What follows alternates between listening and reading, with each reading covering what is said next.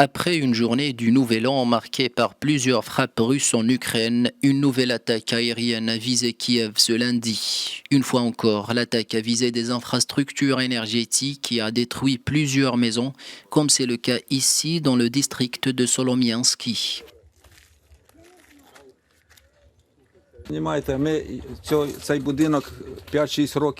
Nous avons mis plus de 5 ans à construire cette maison avec nos propres moyens. Et regardez qu'est-ce qu'elle devient.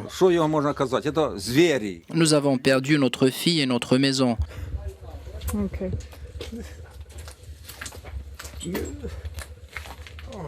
Les responsables de cette attaque ne sont pas des êtres humains.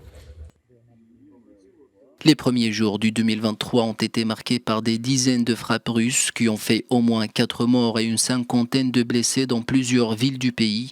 De son côté, la Russie a reconnu lundi la mort de 63 de ses soldats en Ukraine. Le